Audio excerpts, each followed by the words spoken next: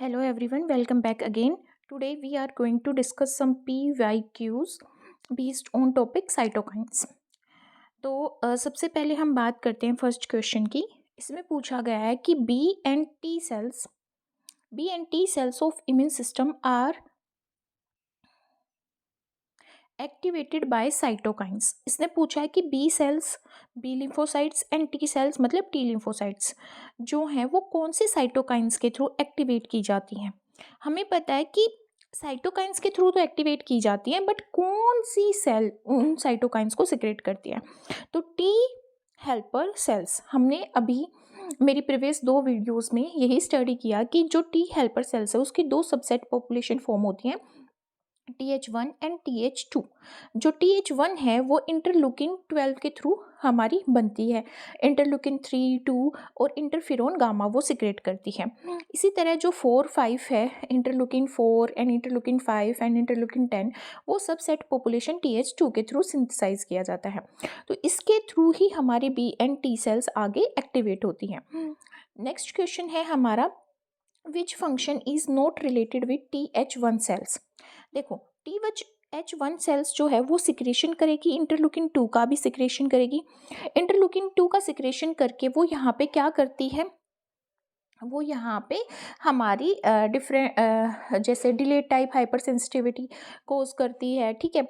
और अगेन हमारी इंटरलूकिन 2 को सिक्रेट करके वो अगेन हमारी मैक्रोफेज एंड डेंड्रिटिक सेल्स को एक्टिवेट करवाती है. ठीक है. इंटरफेरोन गामा सिक्रेट करके वो इन्फ्लेमेशन को कोज करती है. ठीक है. और टी सेल मेडिएटेड साइटोटॉक्सिसिटी भी वो कोज करती है. बट वो क्या नहीं करती, वो प्रमोट नहीं करती एंटीबॉडी की बाइंडिंग सोल्यूबल एंटीजेंस के साथ. वो एंटीबॉडी का सिक्रेशन करवाएगी, एंटीबॉडी का सिक्रेशन तो जरूर करवाएगी, बट वो बाइंडिंग में हेल्प नहीं होगी. तो इसने पूछा था नॉट रिलेटेड. नॉट रिलेटेड कौन सा है, सेकंड वन. अब हमारा नेक्स्ट क्वेश्चन है, which is common cytokine secreted by both TH1 and TH2 cells. दोनों ही सेल्स कौन सा साइटोकाइंस है जो कॉमनली सिक्रेट करती है, वो है इंटरलूकिन 2. क्योंकि जब हमारा एंटीजन प्रेजेंटिंग सेल्स एंटीजन को प्रेजेंट करती हैं और मैक्रोफेजेस और जो हमारी डेंड्रिटिक सेल्स जब एक्टिवेट होती हैं, तो वहाँ पे कौन सा साइटोकाइन एक्ट करता है, इंटरलूकिन 2. तो इंटरलूकिन 2 के थ्रू ही एक्टिवेट होती है ये, फिर जाके इंटरलूकिन 12 सिक्रेट करती है, जिसके बाद सबसेट पॉपुलेशन बनती है TH1.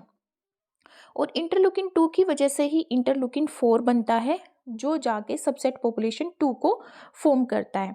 तो यहाँ पे कॉमन कौन सा हो गया, इंटरलूकिन 2 हो गया, क्योंकि वो सबसेट पॉपुलेशन TH1 की फॉर्मेशन भी करवा रहा है और TH2 की फॉर्मेशन भी करवा रहा है. ठीक है. अगर मैं दूसरे यहाँ पे बात करूँ इंटरलूकिन 4 की, तो इंटरलूकिन 4 जो है वो TH2 के थ्रू सिंथेसाइज किया जाता है या सिक्रेट किया जाता है, और इंटरफेरोन गामा जो है वो TH1 के थ्रू किया जाता है, इंटरलूकिन 5 TH2 के थ्रू किया जाता है. ठीक है. तो कॉमन क्या है यहाँ पे, इंटरलूकिन 2 है. नेक्स्ट क्वेश्चन है, which one of the following cells generally does not secrete interferon gamma. अब मैं बात करती आ रही हूँ कि जो हमारी helper sorry just a minute. अब मैं बात करती आ रही हूँ कि जो हमारी हेल्पर टी सेल की सब पॉपुलेशन है TH1 एंड हेल्प पॉपुलेशन है TH2, उनमें क्या होता है, जो TH1 होती है वो यहाँ पे इंटरलूकिन 2 को सिक्रेट करती है, इंटरफेरोन गामा को सिक्रेट करती है. ठीक है. और यहाँ पे जो हमारी TH2 है वो इंटरलूकिन 4 को, 5 को, 10 को सिक्रेट करती है. ठीक है. तो जो यहाँ पे पूछा गया है कि कौन सी सेल है जो सिक्रेट नहीं करेगी इंटरफेरोन गामा को, तो ये क्लियर हो गया है कि TH2 नहीं करेगी, TH1 करेगी. ठीक है. नेचुरल किलर सेल्स तो किसके थ्रू एक्टिवेट होंगी, TH1 के थ्रू, जो वो इंटरलूकिन 2 सिक्रेट कर देगी. ठीक है. ये एंटीजन प्रेजेंटिंग सेल्स हैं. तो यहाँ पे कौन सी ऐसी सब पॉपुलेशन रह गई जो इंटरफेरोन गामा को सिक्रेट नहीं करेगी, वो होगी TH2, क्योंकि ये इंटरलूकिन 4, 5 एंड 10 को सिक्रेट करती है. फिर आ गया, TH2 response is generated and maintained mainly by which of the following pair of cytokines. TH2 का रिस्पॉन्स जनरेट किसके थ्रू किया जाता है, जनरेट किया जाता है इंटरलूकिन 4 के थ्रू. ठीक है। कैसे, मैंने बताया था कि इंटरलूकिन 2 सीक्रेट होता है जो मैक्रोफेजेस को एक्टिवेट करता है। मैक्रोफेजेस फिर इंटरलूकिन 12 फॉर्म करती हैं, जिसकी वजह से तो बनती है हमारी TH1 सबसेट पॉपुलेशन। बट इंटरलूकिन 2 की वजह से हमारा सीक्रेट होता है इंटरलूकिन 4 जो सबसेट पॉपुलेशन बनाता है TH2। ठीक है। तो यहाँ पे बात किसकी की जा रही है, TH2 की। तो TH2 को जनरेट कौन करेगा, ये क्लियर है कि इंटरलूकिन 4 करेगा। और maintained by which of the following pair of cytokines, मतलब अप रेगुलेशन। अप रेगुलेशन किसके थ्रू होगा, अप रेगुलेशन का मतलब क्या है कि इंटरलूकिन जो 4 है वो किसको यहाँ पे बना रहा है, हमारी TH सेकेंड जो सबसेट पॉपुलेशन है उसको डिफरेंशिएट करवा रहा है। ठीक है। अब जो TH2 है वो हमारा इंटरलूकिन 4 को, 5 को एंड 10 को सीक्रेट कर रही है। अभी जो ये 10 है ये दोबारा से किस पे एक्ट कर रहा है, टी लिम्फोसाइट पे, ताकि टी लिम्फोसाइट आगे डिवाइड होकर डिफरेंशिएट हो जाए किस में, TH2 सब पॉपुलेशन में। ठीक है। तो ये फर्स्ट ऑप्शन यहाँ पे करेक्ट होगा।